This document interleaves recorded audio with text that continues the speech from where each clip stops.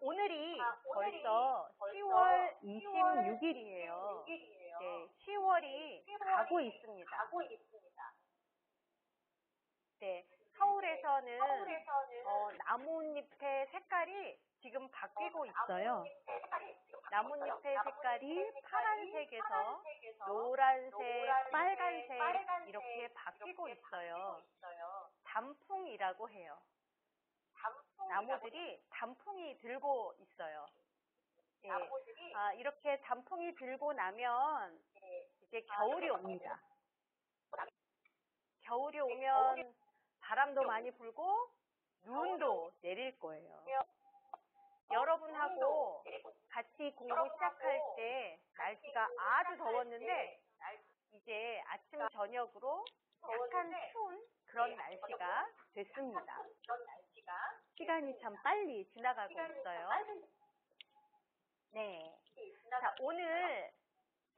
자, 오늘 여러분하고 함께 공부할 주제는 한국의 전통 예술이에요. 전통 예술. 예술이라고 하면 아름다운 것을 해내는 여러 가지 방법들을 예술이라고 하죠. 그림 그리는 것, 노래하는 것, 춤을 추는 것, 또 예쁜 물건을 만드는 것, 또 건물을 짓는 것, 이런 모든 일이 예술에 속합니다. 그런데 그 중에 한국의 전통적인 예술은 어떤 것이 있는지 오늘 이야기를 하려고 합니다. 네, 예술의 종류를 먼저 볼까요? 네, 예술의 종류는 첫 번째로 음악이 있습니다. 음악. 네, 여러분 음악 좋아하죠? 네, 노래 듣는 거 좋아해요? 네, 자, 음악이 있습니다. 그래서 한국의 전통 음악은 어떤 것이 있는지 이야기를 해요. 네, 그리고 두 번째는 미술이 있어요. 미술은 무엇을 미술이라고 해요? 그렇죠. 그림을 그립니다. 그림을 그리는 것, 미술이에요. 그래서 한국의 전통 미술에 대해서도 오늘 같이 이야기를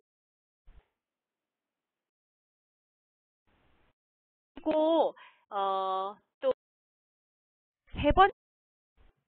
세 번째로 이야기할 한국의 전통 예술은 바로 무용이에요. 네. 무용은 무엇을 무용이라고 해요? 네, 무용은 춤을 춰요. 네, 춤을 추는 것 무용이라고 합니다. 네, 여기도 사람들이 춤을 추고 있어요.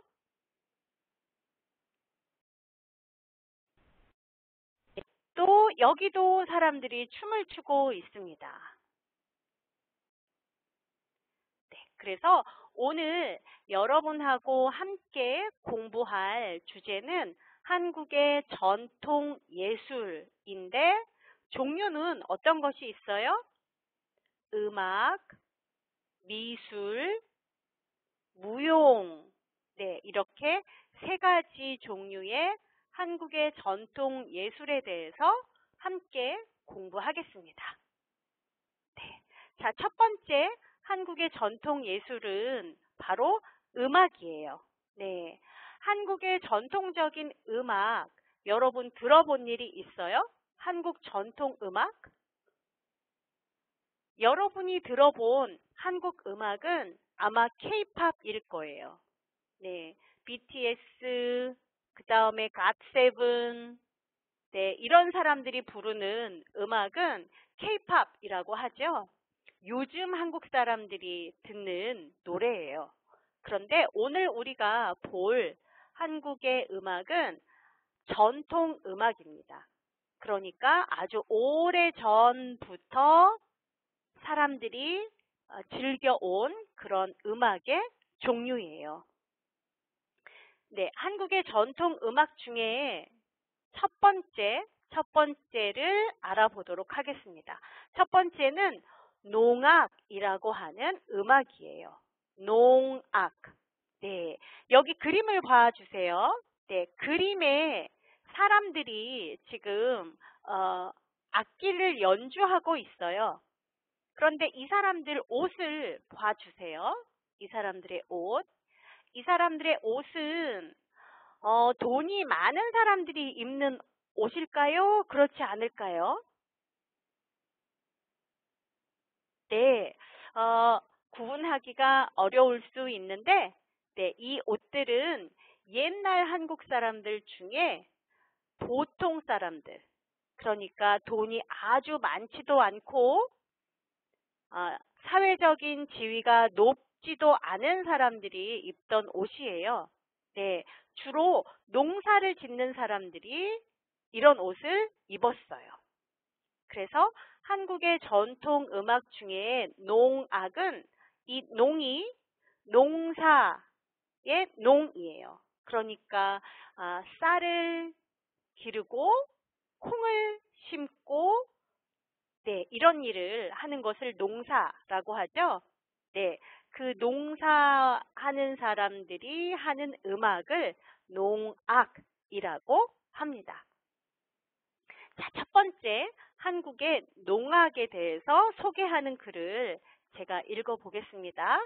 여러분 잘 듣고 어디에서 끊어 읽는지 표시하면서 들어주세요.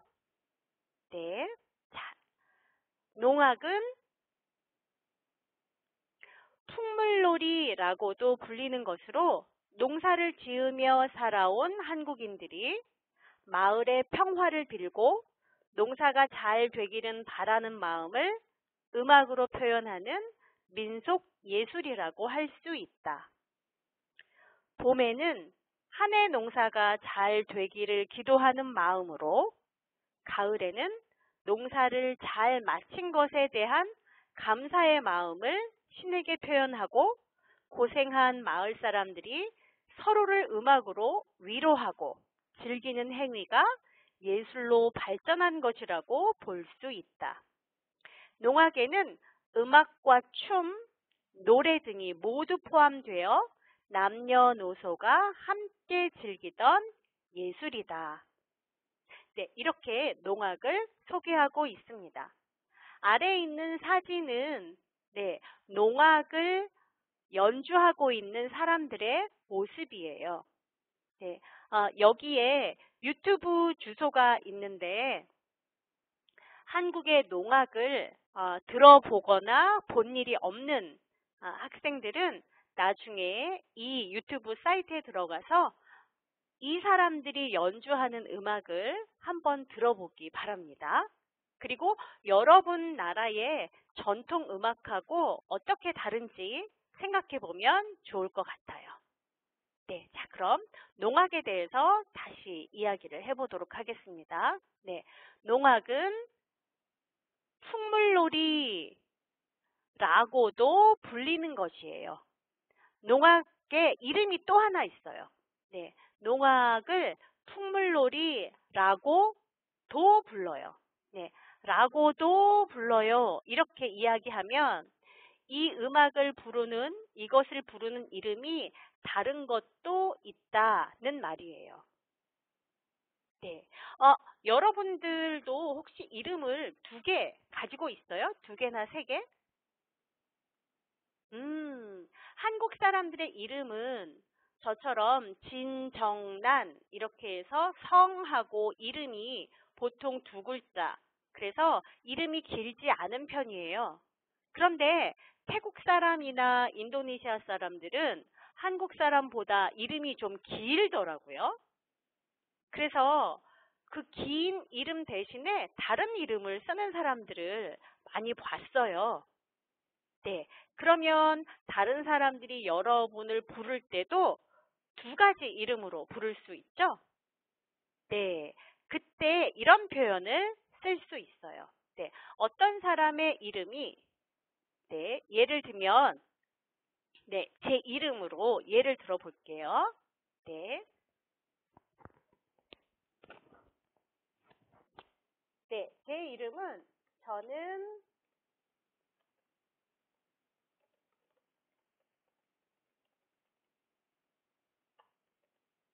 네. 자, 제 이름은 진정란이에요.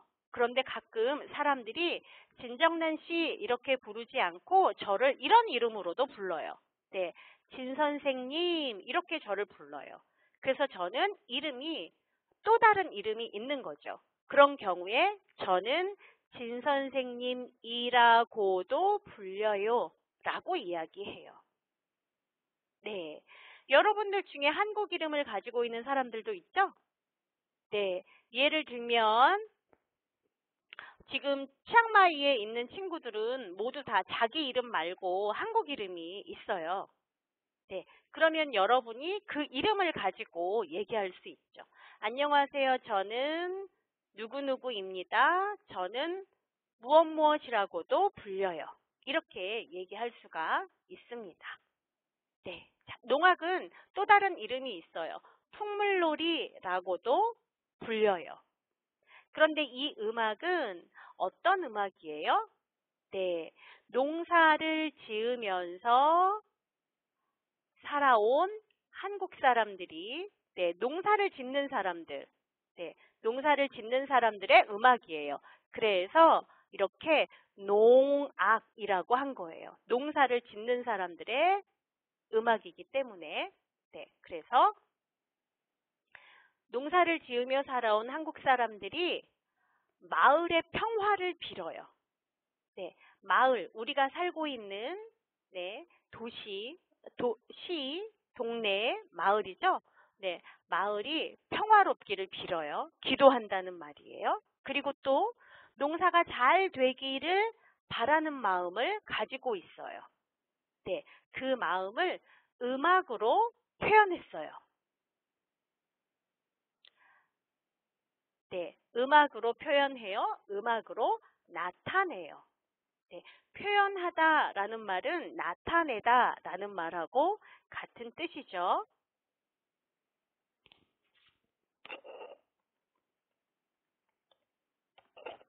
네, 그래서 이런 마음을 음악으로 표현해요. 음악으로 나타내요. 네, 그런 예술인데 민속 예술이에요. 그러니까 사람들의 생활 속에서 옛날부터 지금까지 내려온 예술. 그것을 민속 예술이라고 해요. 자, 사람들이 어떤 마음으로 이 농악을 했을까요? 네. 자, 봄에는 농사를 시작하는 시기예요. 그렇기 때문에 이때에는 어떤 마음으로 음악을 할까요? 네. 한 해 동안 농사가 잘 되기를 기도하는 마음으로 음악을 해요. 왜냐하면 농사를 시작하는 때이기 때문에. 자, 그런데 가을에는 어떤 마음일까요? 네, 가을에는 농사가 다 끝나는 때예요. 네, 봄에 씨를 뿌리고 여름에 열심히 물을 주고 가을이 되면 열매를 추수하는 그런 때이죠. 그래서 이때에는 네, 농사를 잘 마쳤습니다. 감사합니다. 네, 이런 마음을 표현해요. 자, 이런 마음을 누구에게 표현할까요? 네, 농사가 잘 되도록 도와주는 신이 있다고 생각했어요. 네, 하늘, 땅 이런 곳에 신이 있죠. 네, 그 신에게 그 감사하는 마음을 표현해요. 그리고 또 네, 농사를 하느라고 고생한 사람들이 있어요. 네, 그 고생한 마을 사람들이 서로를 위로해요. 위로한다는 말이 무슨 말일까요, 여러분? 네, 위로. 위로는 기분이 좋은 사람에게는 위로를 하지 않죠? 네, 위로는 누구한테 위로를 해요? 네, 슬픈 사람이나 아픈 사람이나 이렇게 안 좋은 일이 있는 사람, 안 좋은 일이 있는 사람의 마음을 네, 만져주고 이야기해주고 힘내, 다 잘 될 거야, 괜찮을 거야. 이렇게 슬픈 사람, 아픈 사람을 그 마음을 이해해주고, 네, 그 마음에서 나오도록 도와주는 일들을 위로하는 행위라고 해요. 위로해요. 네, 여러분이 힘들 때 여러분을 위로하는 건 뭐예요? 네, 여러분은 누구한테서 위로를 받아요? 그래서 이 위로라는 말은 이렇게 쓰일 수 있어요. 네, 누구누구를 네, 위로해요.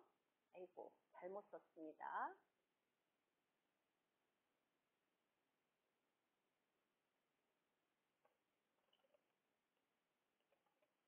네, 친구가 슬픈 일이 생겼어요.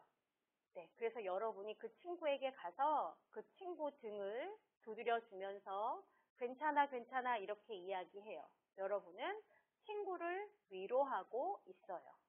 자, 내가 슬프고 힘들 때 나의 친구가 나한테 와서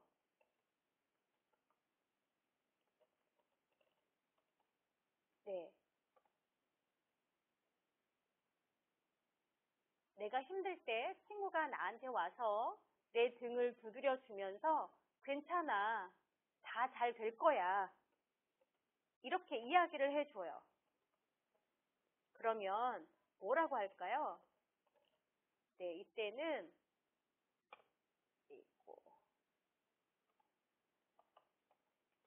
이렇게 얘기해요. 친구에게서 위로를 받아요. 이렇게 이야기해요. 네. 그런데 사람이 아니에요. 나는 음악을 들으면서 위로를 받아요. 또는 음악이 나를 위로해 줘요. 네. 그럼 나를 위로해 줄 때 사용되는 것. 그것은 네, 앞에 무엇으로를 사용해요. 네, 그래서 나는 음악으로 친구를 위로했다. 이렇게도 얘기할 수 있고, 나는 음악으로 위로를 받았다. 이렇게도 얘기할 수 있습니다. 네, 앞에는 누구를 위로하고 누구에게서 위로를 받아요. 이때는 앞에 사람이 와요. 그런데 사람이 아니고 무엇을 사용해서 네, 위로를 하거나 위로를 받을 때는 앞에 으로 이걸 사용합니다. 그래서 농악은 고생한 사람들을 위로하기 위해서 사용돼 왔어요. 네.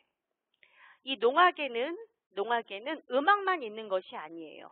음악과 춤도 있고 그리고 노래도 있습니다. 음악, 춤, 노래 모두가 다 포함되어 있어요.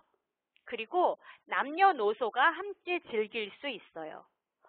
여러분 우리 전에 남녀노소 공부했는데 혹시 기억해요? 남녀노소가 무엇이죠? 네, 남자, 여자, 노인, 그렇죠. 나이가 많은 사람, 소는 누구예요? 소는 네, 나이가 적은 사람. 맞습니다. 그래서 남녀노소가 함께 즐기던 예술이다. 이런 말은 누가 즐기던 예술이란 말이에요? 그렇죠. 모든 사람. 네, 모든 사람이 또는 누구나 함께 즐기던 예술이다. 이런 이야기입니다. 네, 이 농악 중에 가장 대표적인 그 농악이 지금 여러분이 보고 있는 이런 음악이에요. 네, 사물놀이라고도 해요. 사물놀이. 이것이 사물놀이인데 아마 인도네시아나 태국에서 한국 그 예술 공연하는 사람들이 가면 네, 이런 옷을 입고 음악을 연주하는 걸 여러분 본 일이 있을 거예요. 왜 사물놀이라고 하느냐 하면 4가지 물건으로 음악을 연주하기 때문에 사물놀이라고 해요. 네, 그 4가지 물건, 사물, 1, 2, 3, 4. 그래서 4가지 물건이에요. 그 4가지 물건은 꽹과리, 징, 장구, 북 이렇게 4가지 물건을 사물이라고 해요. 그래서 사물을 가지고 음악을 연주하는 것, 네, 그것을 사물놀이라고 합니다. 네, 여러분 시간 내서 한번 보기를 바래요. 자, 이 사물놀이에 대한 이야기인데요. 제가 읽어보겠습니다. 역시 어디에서 끊어 있는지 잘 보세요. 1978년 2월 28일 서울 종로구 인사동 공간사랑에서 김덕수를 중심으로 만들어진 사물놀이패에서 연주를 한 것이 사물놀이의 시작이다. 이들은 이전까지의 국악이 주로 야외에서 연주하던 것과 달리 음악의 리듬을 실내 연주에 적합하게 재구성하였다.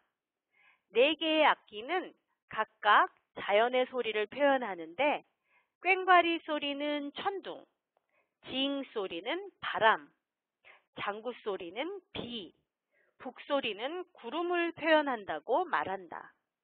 사물놀이는 전통적이지만 새롭게 만들어진 음악답게 관현악단과 협연하거나 재즈밴드와 함께 공연하는 등 다양한 이색 활동을 펼치기도 한다. 네, 지금 우리가 농악에 대한 이야기를 했는데요. 농악은 굉장히 전통적인 그런 음악이에요. 요즘 사람들은 농악을 하지 않아요. 네, 그런데 요즘 사람들이 하는 농악 중에 하나가 사물놀이라고 하는 것이 있어요. 네, 앞에서 봤던 네, 이런 모습의 음악인데요. 네, 이 음악을 하는 팀, 즉 사물놀이라고 하는 팀은 최근에 생겨났어요. 여기에서 이야기하는 것처럼 1978년에 사물놀이 팀이 처음으로 생겨나게 됐어요.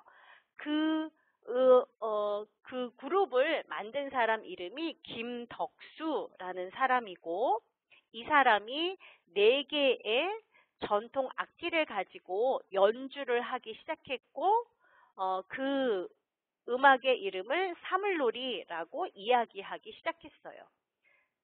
그러면 이 사물놀이와 전통 국악은 어떤 차이가 있을까요? 네, 지금 여기에서 이야기하고 있어요.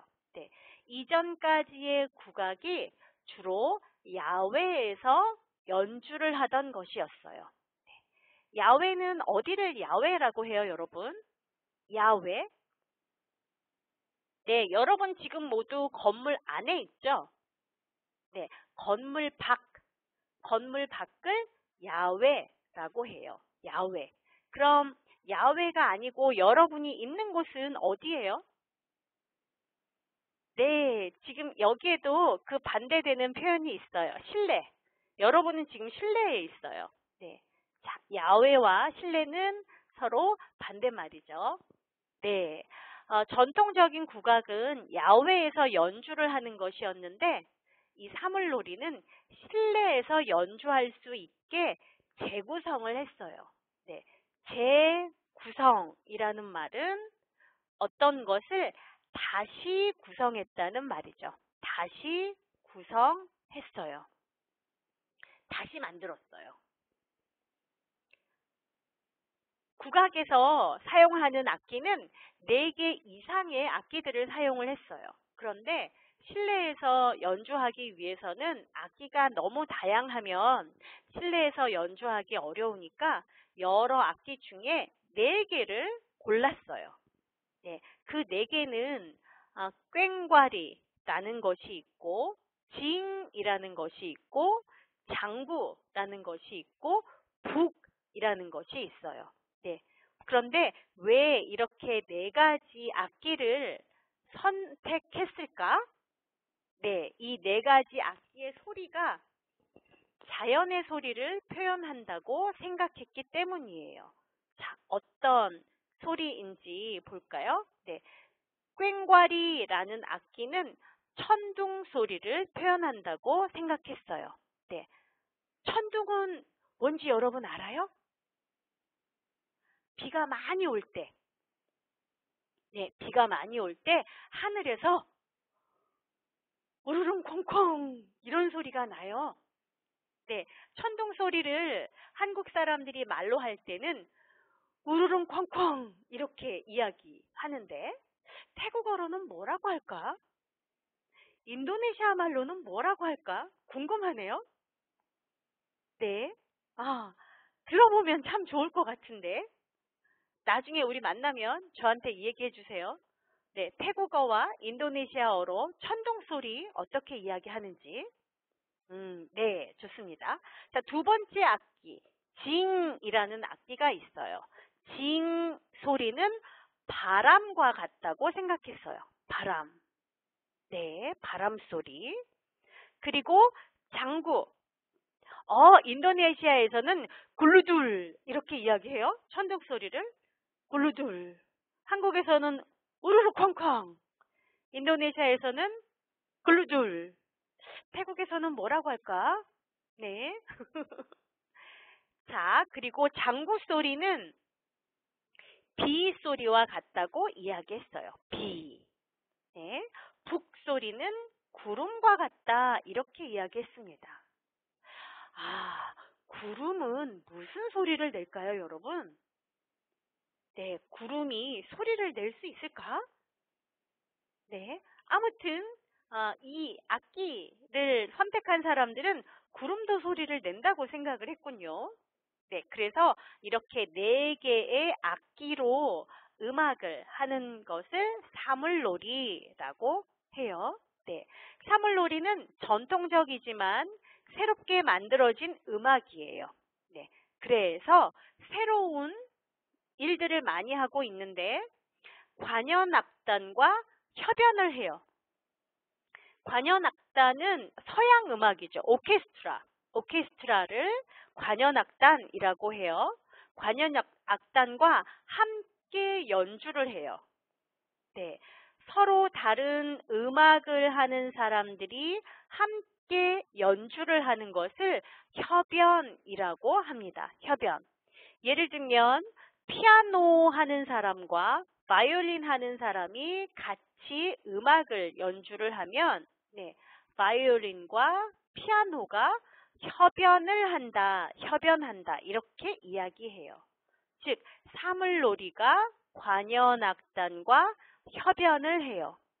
또 재즈 밴드하고 사물놀이가 함께 공연을 해요.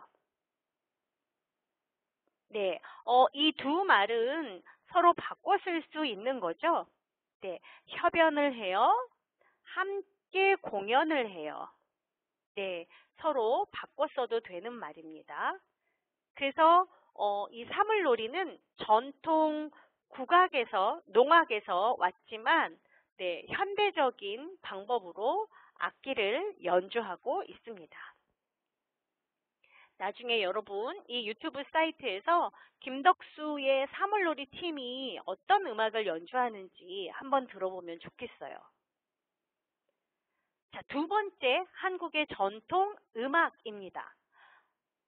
이 음악은 판소리라고 해요. 판소리.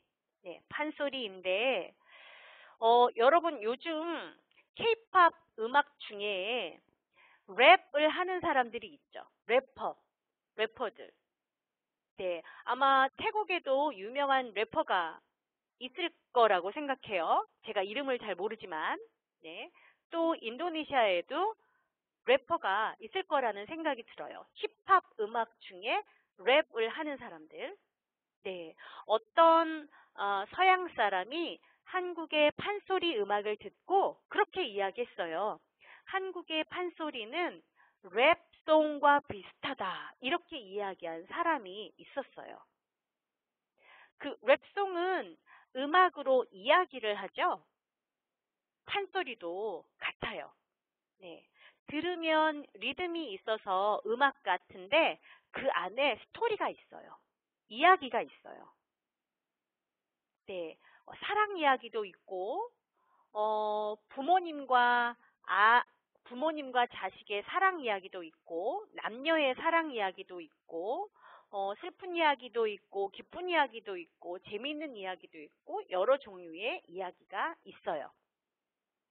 판소리는 지금 여러분이 보는 이 그림처럼 네, 여기에 부채를 들고 있는 이 사람, 네, 부채를 들고 있는 사람이 노래를 해요.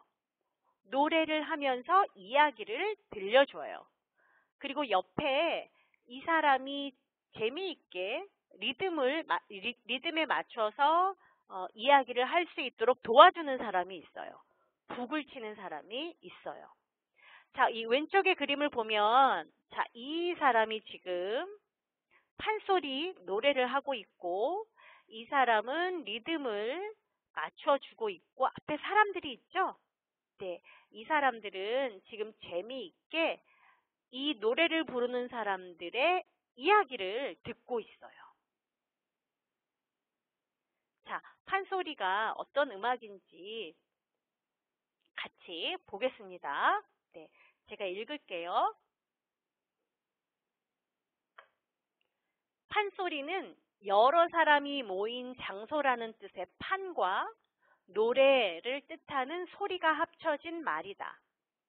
이름으로 보면 판소리는 여러 사람이 모인 장소에서 노래를 부르는 것을 말한다고 할 수 있다. 판소리에는 두 사람이 필요하다. 한 사람은 노래를 부르는 사람이고 다른 사람은 북으로 리듬을 맞춰주는 사람인데 두 사람이 그 자리에 모인 여러 사람에게 이야기와 말 그리고 동작을 통해 하나의 이야기를 들려주는 것이다. 판소리가 처음 생겨난 것은 17세기 한국의 남쪽 지방이라고 한다. 대표적인 판소리는 한국에서 가장 유명한 사랑 이야기인 춘향가이다. 춘향이와 그녀가 사랑한 이몽룡이라는 사람의 사랑 이야기를 노래와 말로 전달해 준다. 노래하는 방법, 즉 소리를 내는 방법이 현대의 가수와는 달라서 소리를 내는 방법을 따로 훈련받아야 한다. 네, 여러분과 소리를 함께 들을 수 있으면 지금 이 판소리를 같이 들었으면 좋겠는데 그게 아쉬워요. 한국의 판소리를 들어본 일이 없다면 나중에 이 유튜브 사이트에 들어가서 꼭 판소리를 들어보기 바랍니다. 여기에서 노래하는 사람은 안숙선이라는 사람인데 한국에서 가장 아주 유명한 네, 판소리 가수예요. 지금은 나이가 굉장히 많으세요. 돌아가셨나? 작년에? 아직 살아계신가? 네, 나이가 아주 많은 아주 유명한 판소리 가수입니다. 꼭 들어보시기 바래요. 네, 자, 판소리 이야기를 시작하겠습니다. 판소리는 판소리 이렇게 만들어진 단어예요. 판과 소리 이렇게 판소리. 자, 판은 무슨 뜻이에요? 네, 판은 여러 사람이 모인 장소라는 뜻이에요. 여기처럼 이 왼쪽의 그림처럼 여러 사람이 모여 있죠? 네, 판이에요. 자, 그리고 소리는 무슨 뜻이에요? 소리는 노래라는 뜻이에요. 그래서 판소리라는 말은 결국은 여러 사람이 모인 장소에서 노래를 부르는 것, 이것을 말해요. 네. 자, 무엇은 여기 앞에 무엇은이 있습니다. 자, 판소리는 무엇은 여러 사람이 모인 장소에서 노래를 부르는 것을 말한다. 이렇게 되어 있네요. 자, 무엇은 노란색이라 잘 안 보이겠어요? 다른 색깔로 지워볼게요. 네. 자, 파란색으로. 자, 판소리는, 자, 이것은 어쩌고 저쩌고를, 네, 말해요. 네, 이런 문장의 구조예요. 자, 자, 이것을 말한다. 이때 말하다는 다른 말로 바꿔 쓸 수 있어요, 여러분. 같은 말. 네, 의미하다. 이렇게 바꿔 쓸 수 있습니다. 의미하다라는 말은 또 다른 말로 이렇게 쓸 수 있죠. 네, 뜻하다. 이렇게 이야기해요. 그러니까 판소리는 무슨 뜻이에요? 판소리는 무엇을 의미해요? 판소리는 여러 사람이 모인 장소에서 노래를 부르는 것을 의미해요. 그것을 뜻해요. 네, 이런 문장 구조로 말할 수 있어요. 네.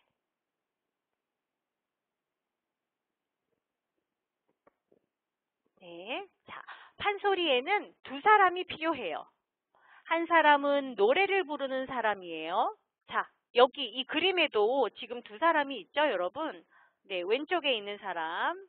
네, 이 사람, 한 사람, 두 사람. 네, 여기도 역시 한 사람, 두 사람. 네, 노래를 부르는 사람이 있어요. 네, 노래를 부르는 사람을 다른 말로 소리꾼이라고 해요. 꾼이라는 말은 어떤 명사 뒤에 붙어요. 혼자 쓸 수가 없어요. 소리꾼, 또 뭐 춤꾼, 일꾼 이렇게 이야기하는데 꾼이라는 말은 어떤 것을 잘하는 사람, 어떤 것을 즐겨 하는 사람, 어떤 것을 전문적으로 하는 사람을 꾼이라고 해요. 그러니까 소리꾼이라는 말은 소리 내는 일을 잘하는 사람, 즉 노래를 잘하는 사람을 이야기해요. 요즘 말로 하면 무슨 뜻일까요? 네, 소리를 잘 내는 사람. 그 사람 직업을 뭐라고 하죠, 여러분?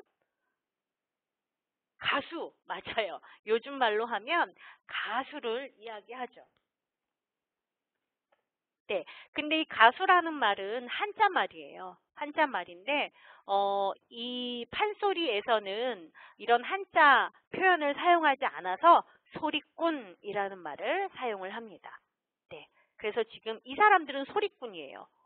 이 남자나 이 여자나 소리꾼이에요. 자, 그리고 다른 사람은 북으로 리듬을 맞춰주는 사람인데, 자, 북이 어디 있어요? 네, 이 악기가 바로 북이죠. 네, 이 악기예요. 이 악기가 북입니다. 북.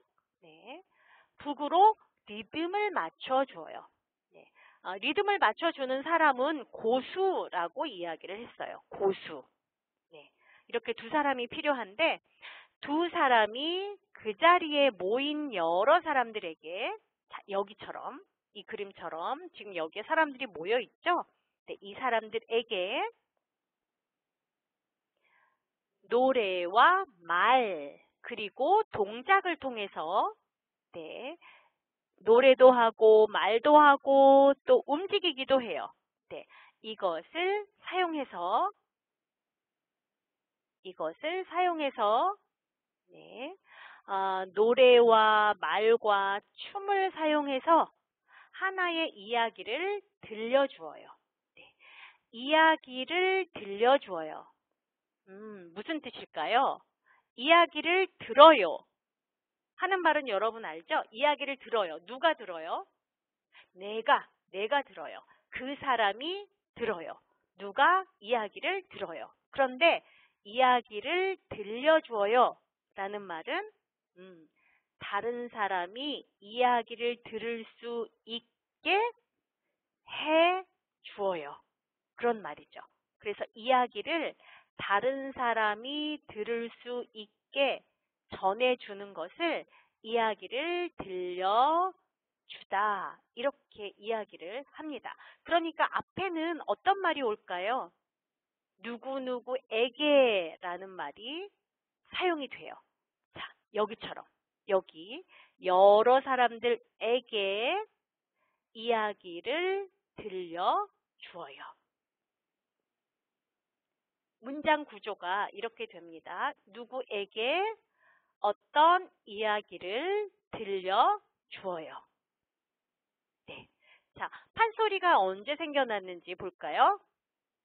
네, 판소리는 판소리가 처음 생겨난 것은 17세기예요. 17세기. 17세기인데 어디에서 생겨났어요? 한국의 남쪽 지방에서 생겨났어요. 그런데 판소리가 여러 개 있는데 그 중에 가장 대표적인 판소리는 한국에서 가장 유명한 사랑 이야기인 춘향가예요. 자, 춘향가. 가는 노래를 이야기합니다. 그래서 춘향가는 춘향의 노래이죠. 춘향가. 네.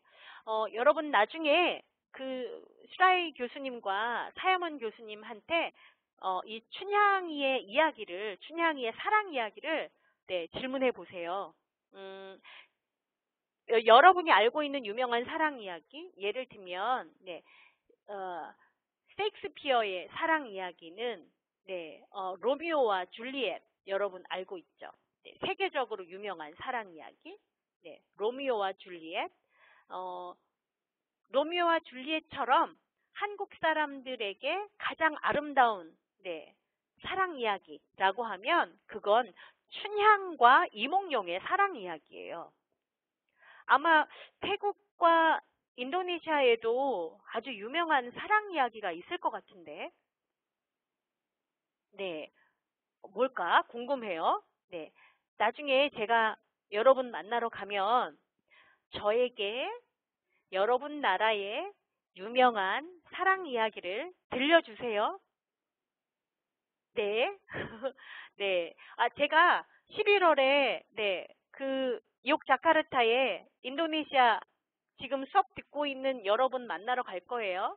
그러면 그때 저에게, 네, 인도네시아의 대표적인 사랑 이야기를 들려주세요. 네. 감사합니다. 기대할게요. 얘기 들려주세요. 네. 자, 이 춘향가에는 네, 춘향이와 그녀가 사랑한 이몽룡이라는 남자가 있어요. 네, 춘향이라는 여자와 이몽룡이라는 남자가 있는데 두 사람의 사랑 이야기가 춘향가예요. 그것을 노래와 말로 전달해 주어요. 자, 이 사람들 한번 보세요. 이 남자가 노래를 하면서 춘향이와 이몽룡의 사랑 이야기를 들려주고 있어요. 모두 다 집중해서 듣고 있죠? 네, 얼마나 재미있는 이야기인지 나중에 여러분 교수님한테서 들으세요.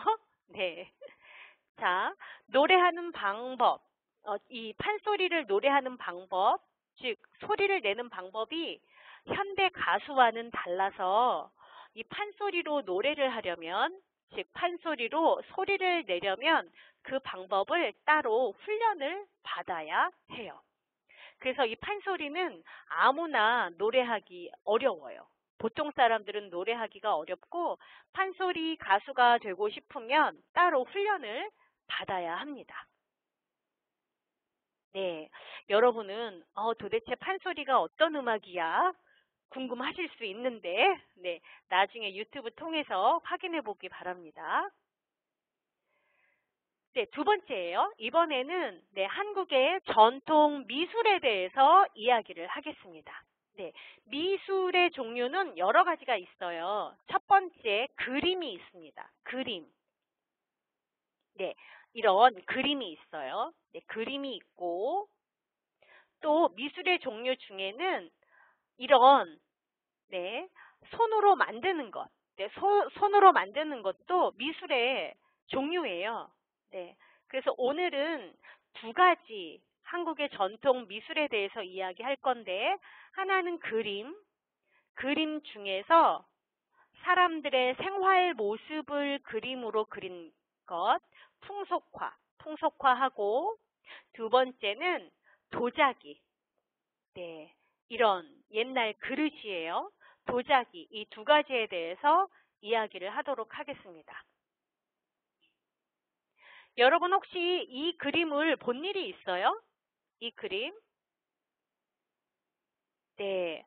한국에 관한 그림을, 전통적인 그림 할 때 가장 많이 나오는 두 개의 그림이에요. 이 그림과 이 그림. 네, 오늘은 이 두 그림을 그린 사람들에 대해서 이야기하려고 해요. 네. 자, 이 첫 번째 그림을 볼까요, 여러분? 네. 생활 모습이에요. 생활 모습. 언제 생활일까요? 지금의 생활 모습은 아닌 것 같죠? 네, 옷이 옛날 옷이니까. 네. 이 시대는 대한민국 전에 있던 나라, 네, 조선시대예요. 한국에 조선이라는 나라가 있었어요. 네, 그 조선이라는 나라가 있을 때의 사람들의 생활 모습을 그림으로 그린 거예요. 자, 그런데 여기 지금 일하는 사람들이 있어요. 네, 이 사람들은 지금 열심히 일을 하고 있습니다. 네, 그런데 일을 안 하고 있는 사람이 있죠? 네, 여기 있는 이 사람. 이 사람은 지금 뭐 하고 있어요? 담배를 피우고 있습니다. 담배를 피우고 있고, 옆에 보니까, 네, 이런 것이 있네요, 여러분. 네. 자, 여기에는 무엇이 있을까요? 여기, 이건 무엇일까요, 여러분? 네, 이 사람 지금 담배 피우고 있고, 맞아요. 여기에는 술이 들어있어요, 술. 네, 이 사람은 일하지 않고 지금 놀고 있어요. 네, 담배 피고 술 마시면서 놀고 있어요. 왜 이 사람들은 일을 하고 이 사람은 쉬고 있을까요? 네, 이 조선시대에는 사람들의 신분이 있었어요. 그러니까 양반과 양반이 아닌 사람들이 있었어요. 네, 양반은 신분이 높은 사람들이라서 이 사람들은 일을 하지 않았어요. 네, 그리고 양반이 아닌 평민들이 이렇게 일을 했습니다. 그래서 옷도 차이가 나죠, 여러분. 네, 이 사람 보세요. 이 사람. 네, 네, 배가 나와 있어요. 이 사람도 지금 옷을 벗고 있어요. 네, 일하기가 너무 힘들기 때문에 옷을 잘 입을 수가 없어요. 그런데 이 사람은 옷을 여러 개 입고 있네요. 네, 이 사람은 양반이에요. 이 사람은 양반이 아니고. 네, 머리도 다르죠? 이 사람은 모자를 쓰고 있어요. 양반은 모자를 쓰고 있는데 여기 일하고 있는 사람들은 네, 모자를 쓰지 않은 사람들이 대부분이에요. 그렇죠? 네, 그래서 입은 옷 그리고 하는 행동을 봐도 이 사람들의 신분이 어떻게 다른지를 우리가 생각할 수가 있습니다. 네. 자, 이 그림을 그린 사람은 김홍도라는 사람이에요. 김홍도. 조선시대에 아주 유명한 화가인데요. 화가, 그림을 그리는 사람. 네, 이 사람 이야기를 해보겠습니다. 제가 읽을게요. 한국의 전통 미술 중 그림은 삼국시대 이전에 본격적으로 발전한 것으로 보인다. 삼국시대의 그림은 주로 벽화가 남아있다. 조선시대에 들어서면서 그림을 그리는 직업도 생겨나고 전문적인 화가도 등장하게 되었다. 여러 종류의 그림 중에서 대표적인 것은 사람들의 생활에 관해 그리는 풍속화인데 한국의 대표적인 풍속화 작가는 김홍도와 신윤복을 들 수 있다. 두 사람 모두 조선시대의 화가이고 활동한 시기도 비슷한데 작품 세계는 차이가 있다. 김홍도는 임금의 얼굴부터 시장 상인의 얼굴까지 다양한 대상을 그림으로 표현했다. 특히 서민들의 생활을 매우 정교하게 표현하여 지금도 그의 그림을 통해 조선시대 보통 사람들의 생활을 잘 알 수 있다. 네, 첫 번째 그림은 풍속화라고 했습니다. 풍속화. 화는 그림을 이야기해요. 풍속은 사람들의 생활 모습이에요. 그러니까 풍속화라고 하면 사람들의 생활 모습을 그린 그림이라고 할 수 있죠. 사람들의 생활 모습을 그린 그림.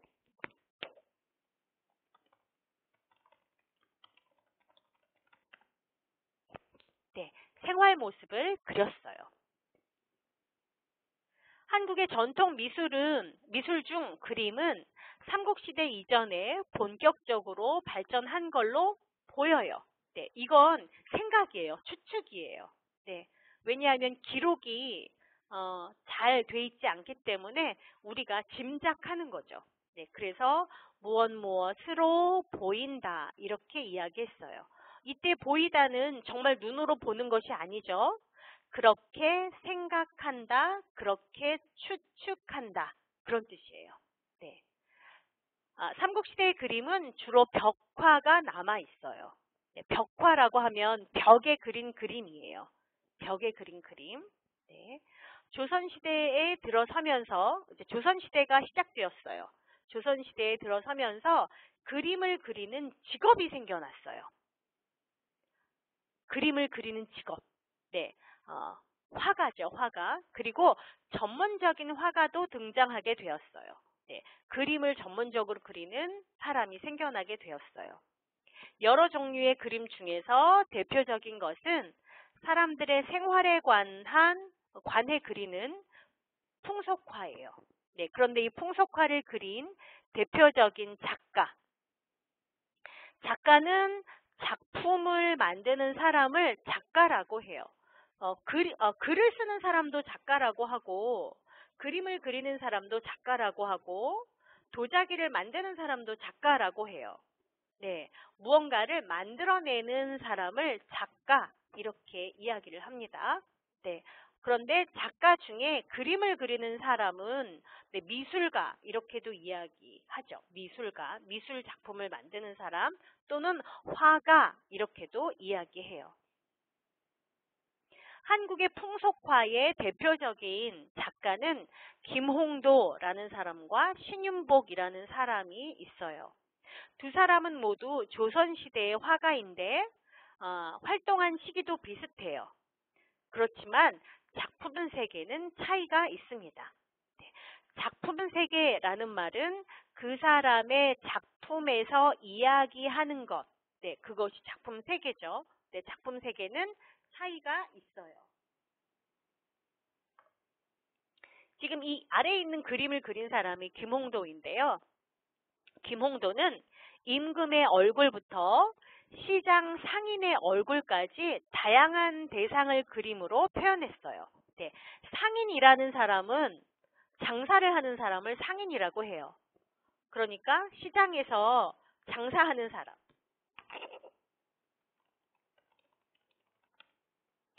네, 장사를 하는 사람이 상인이에요. 물건 파는 일을 하는 사람. 그래서 시장에서 물건을 파는 일을 하는 사람 얼굴도 그렸어요. 특히 김홍도는 서민들의 생활 모습을 표현했어요. 네, 이 사람들이 바로 서민이에요, 여러분. 예, 여기는 지금 양반이 있고 이 사람은 이 사람은 양반이고 이 아래쪽에 평범한 사람들, 양반이 아닌 보통 사람. 네, 서민이라고 해요. 네, 그래서 서민들의 생활 모습을 아주 자세하게 표현했어요. 네, 정교하게 표현했다라는 말은 매우 자세하게 표현했다 그런 말이죠. 네, 정교하게, 자세하게, 아주 작은 것까지 정확하게 그런 말이 정교하게, 자세하게 표현했어요. 여러분 지금 보이는지 모르겠지만 지금 이 사람들, 이 그림을 크게 해서 보면 이 사람들 얼굴의 표정이 다 보여요. 얼굴의 표정이. 네. 이 사람은 더 크게 해서 볼까요, 여러분? 여러분이 나중에 한국에 오면 우리 박물관에 가서 이 사진을, 이 그림을 같이 보면 재미있을 것 같아요. 네. 크게 해서 보면요. 지금, 네. 이 사람. 아이고. 지금 이 사람은 표정이 별로 좋지 않아요. 지금 하기 싫은 일을 하는 것 같아요. 그런데 지금 이 사람은 웃으면서 일을 하고 있어요. 네, 이 사람은 일하는 게 재미있는 것 같아요. 자, 그런데 여기 양반의 얼굴을 볼까요? 양반의 얼굴은 어떤 표정이에요? 여러분 생각에 이 양반 표정은 어떤 것 같아요? 즐거운 것 같아요? 슬픈 것 같아요? 지루한 것 같아요? 제 생각에는 이 양반 얼굴 지금 지루해 보여요. 네, 지루한 것으로 보여요. 네, 일도 안 하고 가만히 있으니까 심심하겠죠? 네, 심심해 보여요. 제가 볼 때는. 네, 이렇게 사람들의 표정을 볼 수 있을 정도로 매우 정교하게 그림을 그렸어요. 그래서 한국 사람들이 조선시대 보통 사람들의 생활이 어땠는지 알고 싶으면 이 김홍도의 그림을 보고 조선시대 보통 사람들의 생활 모습을 알 수 있어요. 자, 그러면 이번에는 두 번째 그림을 볼까요? 네, 이 그림은 지금 신윤복이라는 사람이 그린 그림이에요. 앞에서 우리가 본 그림은 색이 없었죠. 색이 별로 없었어요. 네, 그런데 이 신윤복의 그림은 색이 있어요. 지금 여기 여자들이 입은 치마 파란색도 보이고 뒤에 보면 꽃이 있어요. 빨간 꽃도 보이고 이렇게 색깔이 들어가 있죠. 네. 자, 그리고 여기에 있는 사람들은 양반일까요? 서민일까요? 옷을 보고 생각해 보세요, 여러분. 어떻게 보여요? 양반으로 보여요? 서민으로 보여요? 양반으로 보이죠. 네, 지금 이 사람들 모두 이런 모자도 쓰고 있고 옷을 다 잘 입었어요. 네, 이 여자들도 옷을 예쁘게 입었고 특히 남자들은 모두 다 옷을 아주 잘 갖춰 입었죠. 네, 여기 남자들은 모두 양반이에요. 네, 지금 이 양반들이 뭐 하고 있는 거예요? 네, 꽃이 피어 있는 야외에서 지금 악기를 연주하고 놀고 있어요. 여기 놀고 있고 옆에 이 아주머니, 여기 아주머니를 봐주세요. 이 아주머니는 양반으로 보여요?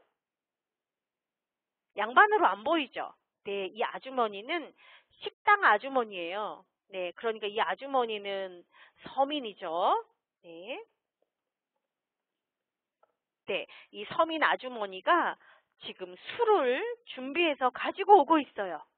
네, 누구에게 주기 위해 가지고 오는 걸까요? 여기 놀고 있는 양반들을 위해서 지금 술을 준비해서 가지고 오고 있어요.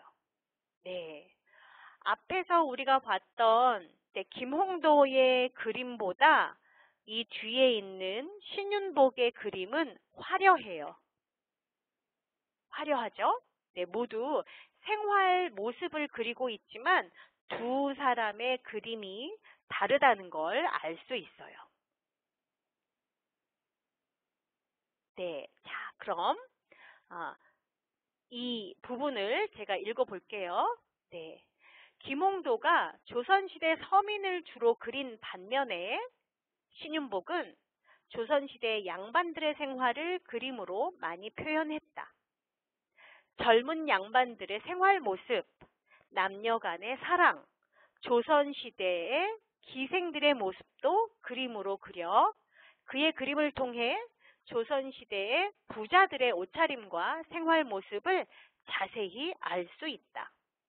김홍도에 비해 화려한 색깔을 많이 사용한 것도 차이가 있다. 네, 이 신윤복이라는 사람은 주로 양반들의 생활 모습을 그렸어요. 지금 아래에 있는 이 그림처럼. 그래서 젊은 양반들의 생활 모습, 또 양반 남자 여자 간의 사랑하는 모습. 네, 제가 여기에는 그 양반 남녀의 사랑 모습을 그린 그림을 보여주지 않았는데 여러분 여기에 있는 이 유튜브 영상을 들여다보면 신윤복이 그린 데이트하는 조선시대의 남자와 여자 모습을 볼 수 있습니다. 굉장히 다양한 그림을 여기에서 볼 수 있어요. 나중에 살펴보기 바랍니다. 네. 또 조선시대 기생들의 모습도 그림으로 그렸어요. 네. 여러분 혹시 한국 드라마 중에 옛날 모습 사극이라고 하는 옛날 한국 이야기가 나오는 드라마를 본 일이 있어요? 거기에 기생이라는 여자들이 나올 거예요. 네, 지금 이 그림에서는 이 여자들이 지금 기생이에요. 기생이라는 직업을 가진 여자들이에요.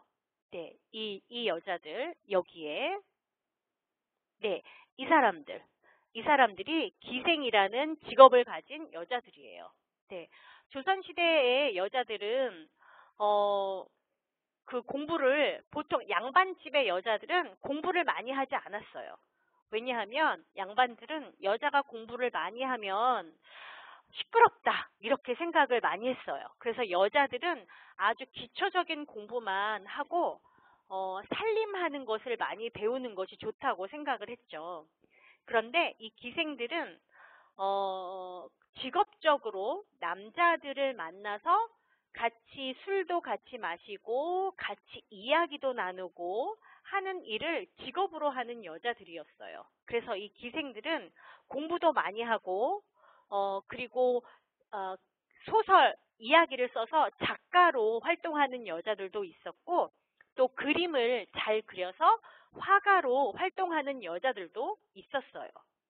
그래서 조선시대 여자들 중에는 보통 양반 여자들보다 더 많이 배우고 여러 가지 할 수 있는 재능도 많은 그런 멋진 여자들이었죠. 네, 이 여자들이 기생이에요.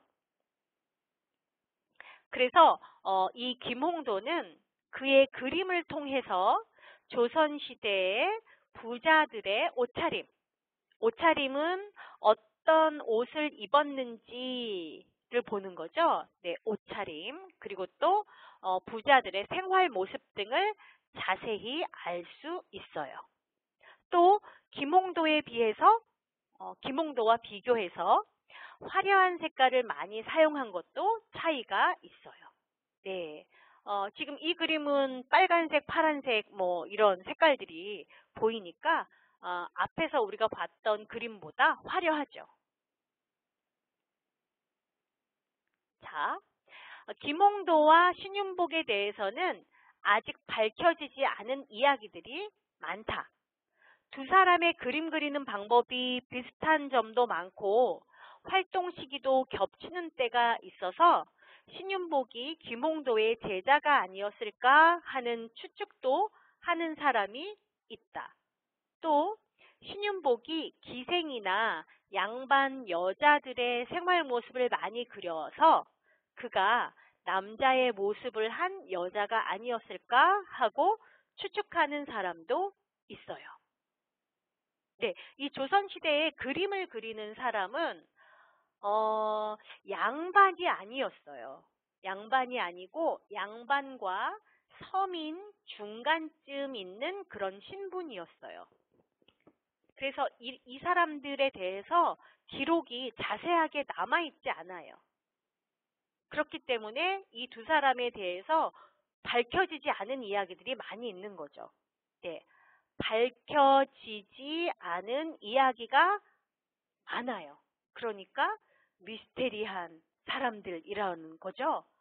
그래서 신윤복이 어떤 사람인지 김홍도가 어떤 사람인지 여러 가지 추측이 있어요. 그 중에 특히 위에 이 그림을 그린 신윤복에 대한 여러 가지 이야기가 있는데 신윤복의 그림을 보면 그 그림 안에 기생, 즉 이런 여자들 또 양반 여자들의 생활 모습이 많이 나와요. 그런데 조선시대에는 남자와 여자가 함께 같은 방에 있기도 어려웠고 남자와 여자가 함께 어울릴 수가 없었어요. 그런데 신윤복이 여자들의 그림을 많이 그려서 사람들이 생각하는 거죠. 이 사람이 남자였다면 어떻게 여자들의 모습을 그림으로 그릴 수 있었을까? 이상하다. 네, 그래서 이런 추측도 있어요. 네, 그가 남자의 모습을 한 여자가 아니었을까? 하고 추측하는 사람들도 있어요. 그러니까 남자처럼 옷을 입고 다니지만 사실은 여자인 사람. 네, 아무도 알 수 없습니다. 정말 여자였는지 아닌지는 알 수 없죠. 아니면 양반 여자들하고 아주 가깝게 지내는 그런 사람이었을지도 몰라요. 네. 자, 그 다음, 네, 미술에 대한 건데요. 여러분, 이거 봐주세요. 네. 자, 이런 종류의 그릇을 도자기라고 해요. 도자기. 네. 도자기는 한국에만 있는 것이 아니죠. 네. 여러분 나라에도 여러분 나라에 도자기가 있어요.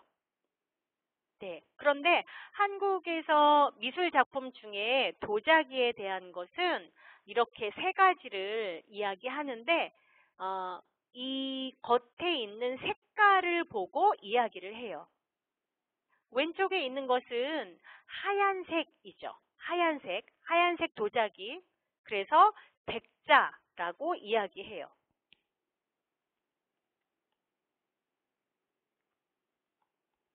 네, 흰색 도자기예요. 하얀색 도자기, 흰색 도자기. 그래서 백자라고 해요. 이 백이 하얗다라는 뜻이고요.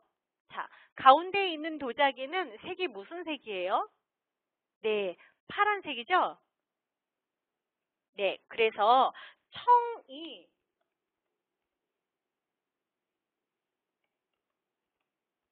네, 청이 파란색을 이야기해요.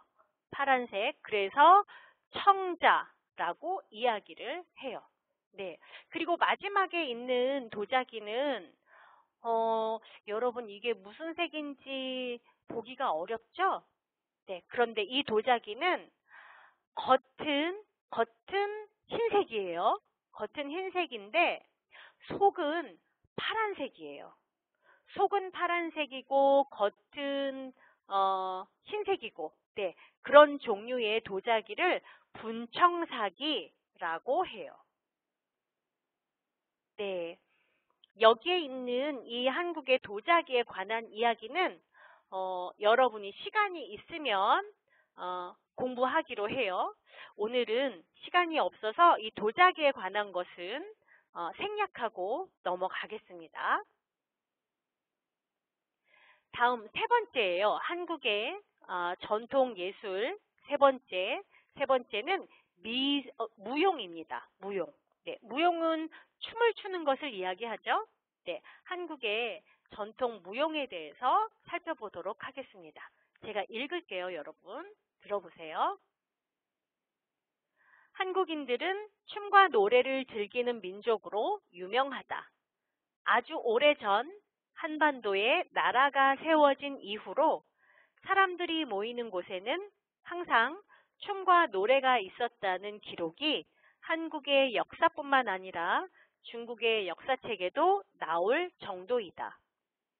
한국 무용의 시작은 아주 오래전부터 큰 행사의 끝에 아름다움을 몸으로 표현하기 시작한 데서 출발한 것으로 본다.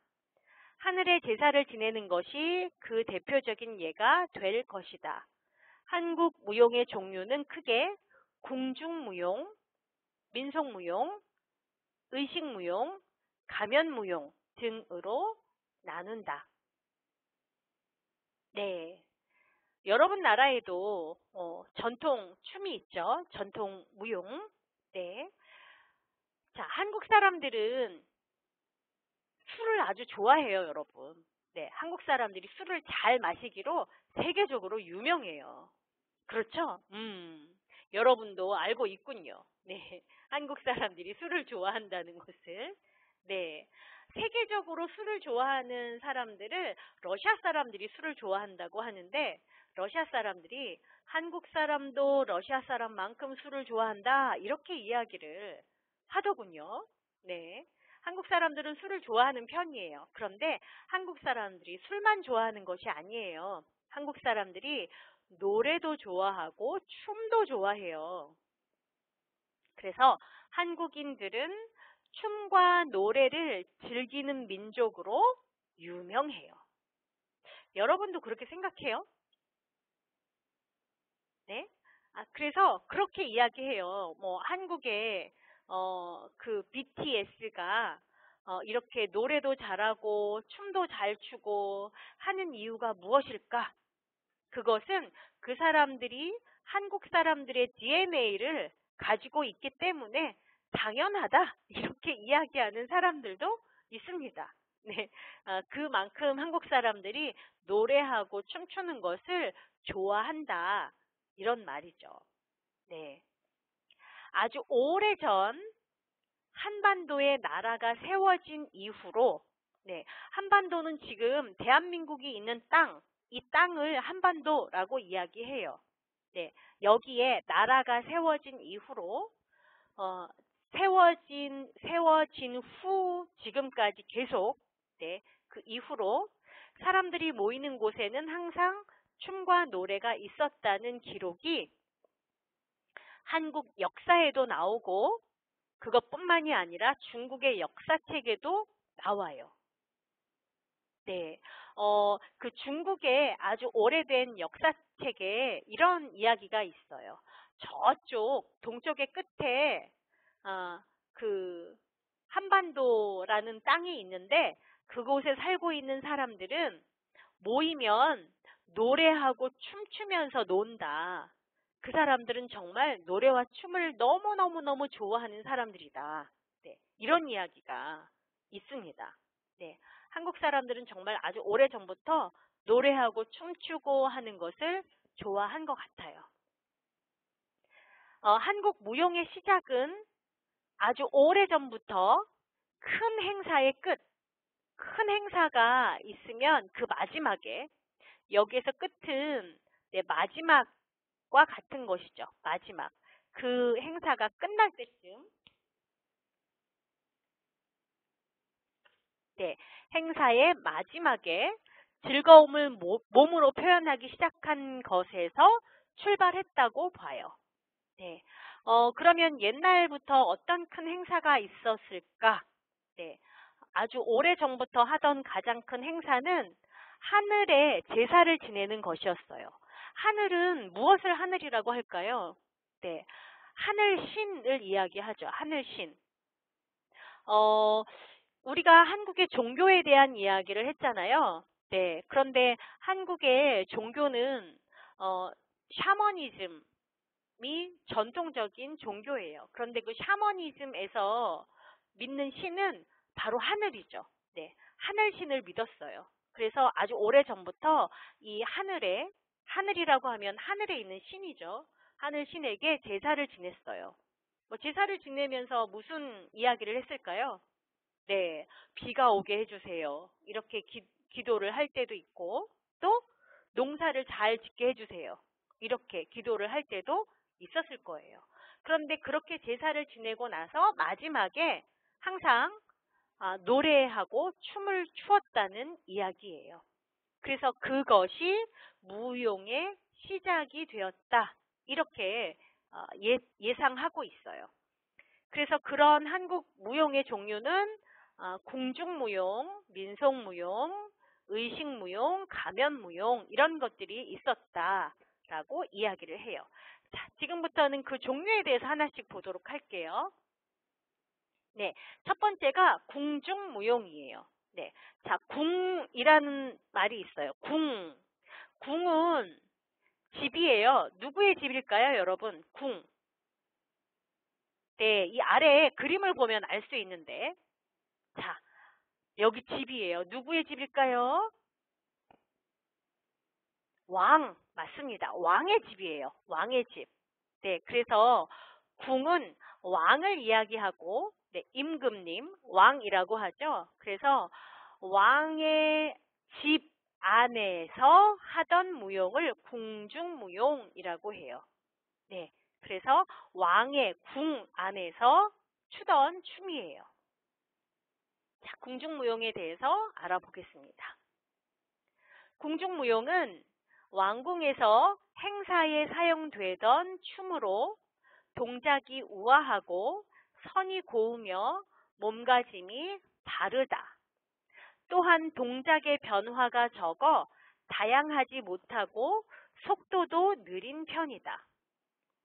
의상이 매우 화려하고 옷의 길이가 긴 편이며 의상의 색도 음양오행설에 의거하여 다양한 색을 사용하였다. 요즘은 전통 무용단이 공연을 할 때만 볼 수 있다. 네, 이 궁중무용은 이 춤을 전문적으로 추는 사람들이 있어요. 보통 사람들은 이 춤을 추기도 어렵고, 네, 이 공연을 보기도 어려워요.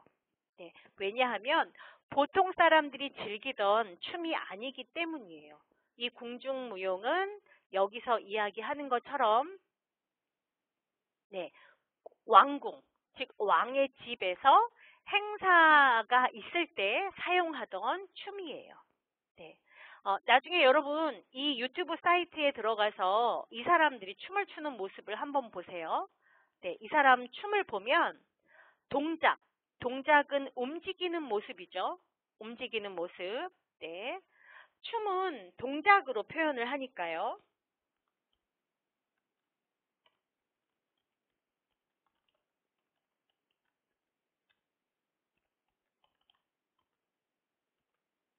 네. 몸을 움직이는 모습, 동작이에요. 그 동작이 우아해요. 우아하다는 말은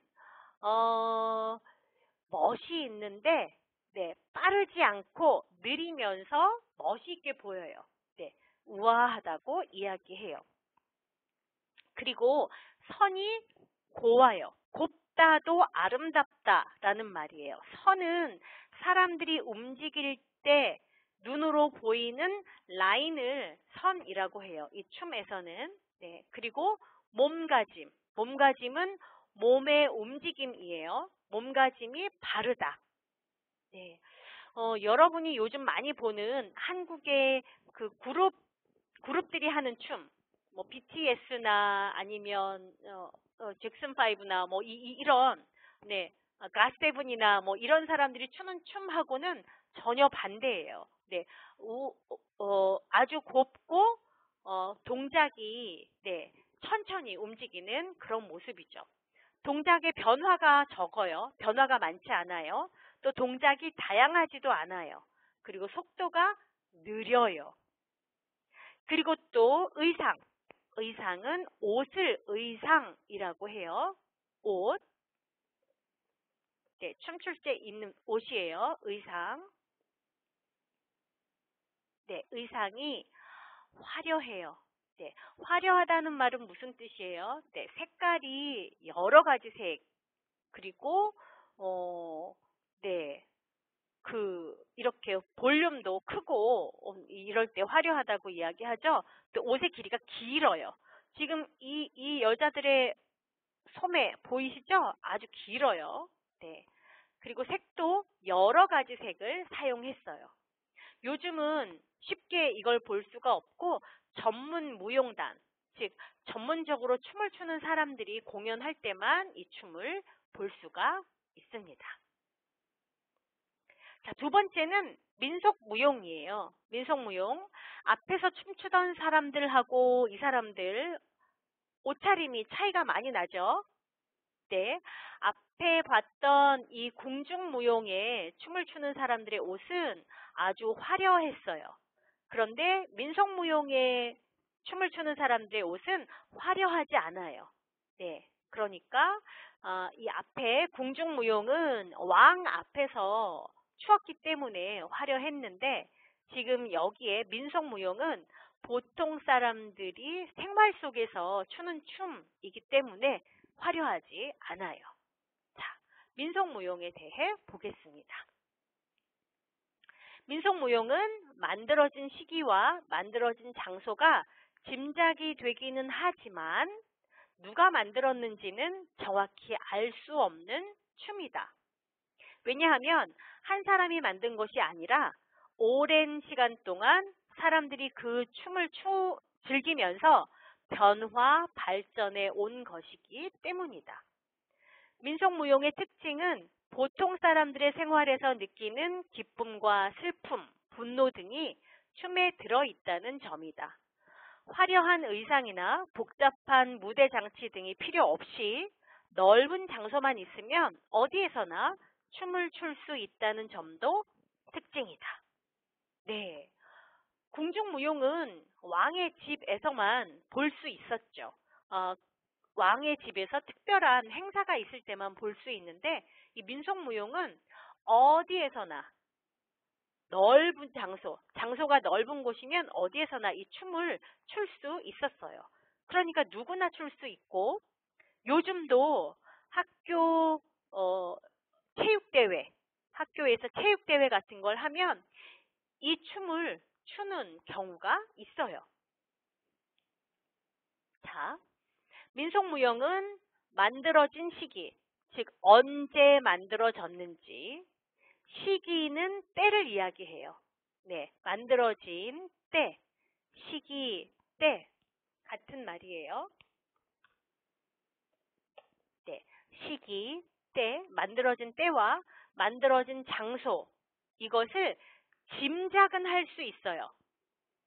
짐작이 되다는 말은 짐작은 정확하지는 않지만 그런 것 같다라고 생각하는 것, 그것이 짐작이에요. 네, 짐작. 추측하는 거죠. 네, 그래서 민속무용이 언제 만들어졌는지, 어디에서 만들어졌는지를 추측할 수는 있지만 누가 만들었는지는 정확히 알 수 없어요. 왜냐하면 그 이유는 이 춤은 한 사람이 만든 것이 아니에요. 아주 오랜 시간 동안 사람들이 이 춤을 즐기면서 계속 변화하고 발전해 왔기 때문이에요. 그게 민속무용의 특징이죠. 네. 또 민속무용의 특징은 보통 사람들의 생활에서 느끼는 여러 가지 기쁨, 슬픔, 분노 같은 이런 기분을 춤에 넣었어요.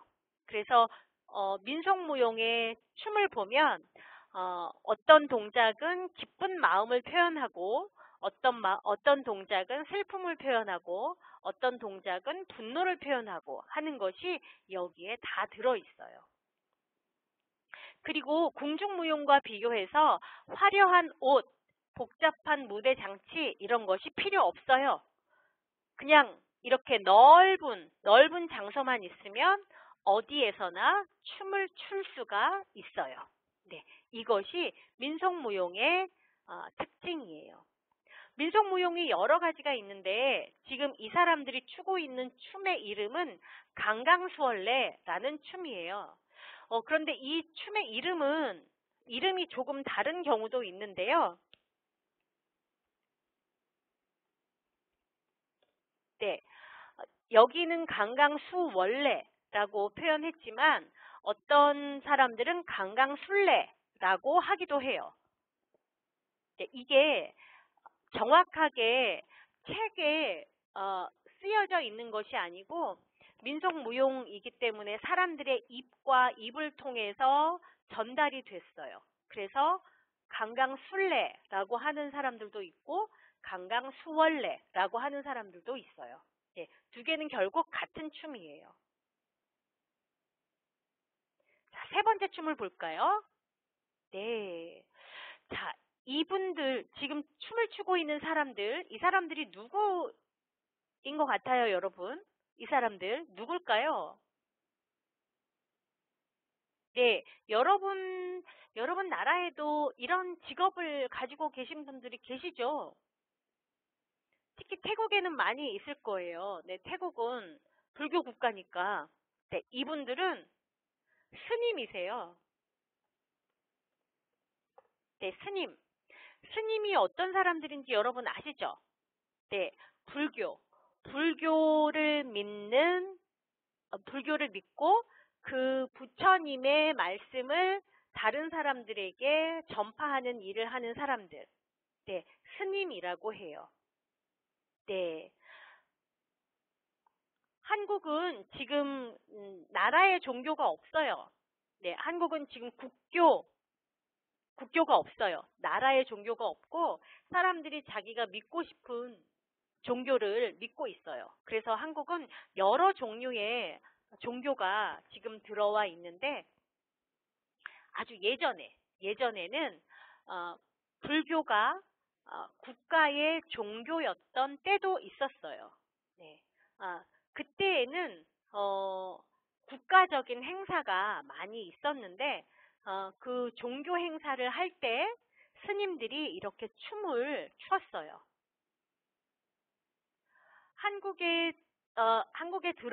다른 나라에서 한국에 들어온 종교 중에 이렇게 춤이 있는 종교는 불교밖에 없어요. 네, 기독교에서는 그 종교 행사할 때 추는 춤이 따로 없어요. 이 불교만 종교 행사를 할 때 이렇게 춤이 있습니다. 자, 이 춤에 대해서 보도록 하죠. 네, 의식무용이라고 하는데요. 의식은 특별한 행사를 이야기해요. 특히 종교적인 활동 같은 것, 네, 그것을 의식이라고 해요.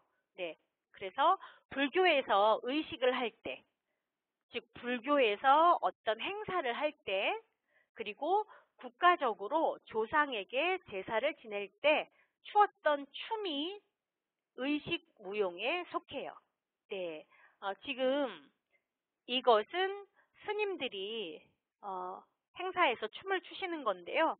나중에 여러분 이 유튜브를 통해서 스님들이 불교 행사 후에 추는 이 춤을 한번 보시기 바래요. 정말 멋있어요. 스님들이 춤을 정말 멋있게 추세요. 자, 마지막입니다. 네, 마지막은 가면무용이라는 것이 한국의 민속무용에 들어 있어요. 네, 가면이라는 말은 얼굴을 가리는 것을 가면이라고 해요. 얼굴을 가리는 것. 네, 지금 여기 보면 여기에 지금 춤을 추는 이 사람들, 네, 얼굴을 지금 볼 수 없죠? 네, 얼굴에 쓰고 있는 이것을 가면이라고 해요. 가면.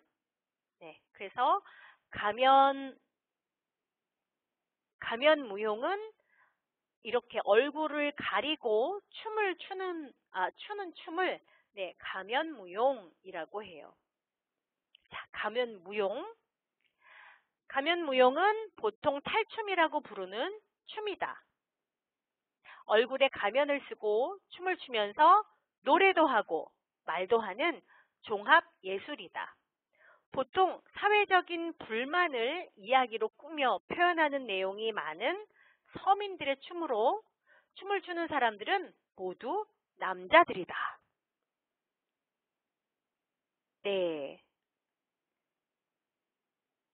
자, 탈춤이라고 했어요. 얼굴에 지금 가면을 쓰고 있죠? 네. 얼굴에 쓰고 있는 가면을 탈이라고 해요. 탈. 네. 가면, 그리고 탈 두 개는 같은 말이라고 할 수 있어요. 네. 지금 이런 것이 모두 탈이에요. 네. 탈을 쓰고 있어요. 그런데 이 탈춤은 이 탈을 쓰고 춤만 추는 것이 아니에요. 네, 이 사람들이 춤을 추다가 노래도 해요. 그리고 춤을 추다가 말도 해요.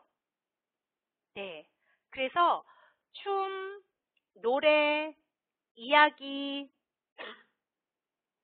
이런 것이 모두 있는 예술이기 때문에 이 가면무용을 종합예술이라고 해요. 종합은 여러 가지가 함께 섞여 있는 것을 종합이라고 해요. 네, 그래서 가면무용은 종합예술이다. 이렇게 이야기를 합니다. 네.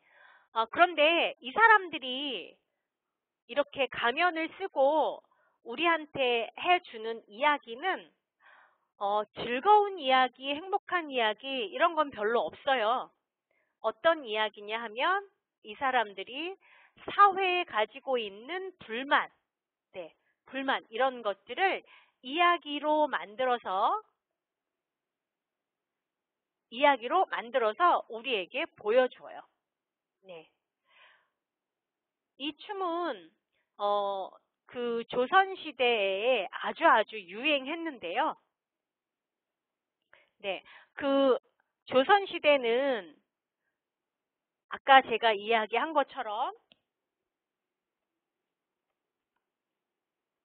네, 이 조선 시대에는 신분이 있었어요. 네, 신분. 신분은 네, 그 사람의 위치를 나타내는 거죠. 네. 아이고. 신분. 네. 어떤 종류의 신분이 있었어요? 네, 조선시대의 신분은 사람들을 나누었는데요. 네, 양반이 있었고, 그 다음 중인이 있었고, 네, 평민이 있었고, 아이고, 이걸 이렇게 하는 것보다 이렇게 하는 게 좋겠어요. 네. 자, 양반 아래에는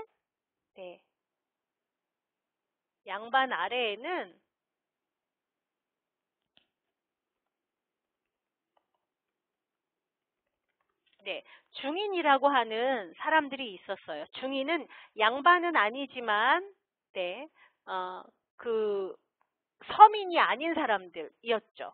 네. 서민이라는 표현을 써주는 게 좋다. 네. 서민이 있었는데,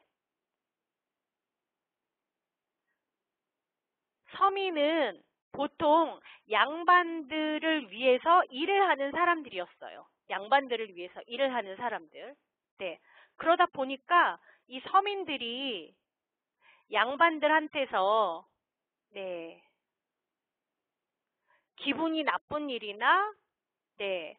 그런 불만을 갖게 되는 일들이 아주 많았어요. 그런데 이 사람들이 그 불만스러운 이야기를 얼굴을 내놓고 이야기를 하면 양반이나 종교가 있는 사람들이 이 사람들에게 벌을 줄 수 있었기 때문에 얼굴을 보이지 않게 하고 자기가 하고 싶은 이야기를 하게 됐죠. 네. 그래서 이렇게 서민들이 자기들이 하고 싶은 이야기를 하기 위해서 얼굴에 가면을 쓰고 춤을 추면서 만들어진 춤이 바로 이 탈춤이에요. 탈춤. 네. 그래서 이 탈춤은 서민들의 춤이죠. 서민들의 춤. 서민들이 자기들의 불만을 겉으로 표현하기 위해서 춘 춤이라고 할 수 있어요. 네. 지금 여기도 보면 이 가운데 있는 사람은 여자의 옷을 입고 있어요. 여자의 옷을 입고 있는데 그렇지만 이 탈춤을 추는 사람들은 전통적으로 모두 남자였어요. 남자. 그래서 이 조선시대에는 이 춤을 추는 일을 하는 사람들이 여자는 없고 남자들이 이런 춤을 추었죠. 이렇게 보면 조선시대에는 여자들이 굉장히 활동하기가 어려웠던 시대라는 것을 알 수 있어요. 네. 이 탈춤에도 이야기가 있는데 그 이야기도 여러분 나중에 기회가 되면 이 봉산 탈춤 이 사이트를 통해서 보시고 이야기를 해보면 좋겠습니다. 네. 자, 오늘 여러분과 함께 한국의 전통 예술이라는 주제로 함께 이야기를 했습니다. 한국의 전통 예술 중에 음악과 그리고 미술, 무용 이 세 가지에 대해서 이야기를 했어요. 네, 음악은 농악, 판소리 이런 것을 살펴봤고 그리고 미술은 풍속화 그리고 도자기가 있다는 걸 알았습니다. 그리고 무용은 궁중무용, 민속무용, 그리고 또 의식무용, 그리고 가면무용 이런 종류가 있다는 걸 네, 오늘 알았습니다. 여러 가지 전통 예술 중에 네, 요즘 일상생활에서는 볼 수 없는 것들도 있지만 탈춤 같은 경우에는 요즘 초등학교, 중학교, 고등학교, 대학교에서도 학생들이 배우고 있는 그런 춤이에요. 네, 나중에 여러분도 기회가 되면 탈춤을 배워보면 재미있을 것 같습니다. 네, 오늘 여러분, 네, 오래간만에 이렇게 온라인으로 만나서 공부할 수 있어서 반가웠어요. 네, 여러분 공부하느라고 수고했습니다. 우리 다음 시간에 또 다시 만나요. 고맙습니다. 안녕히 계세요.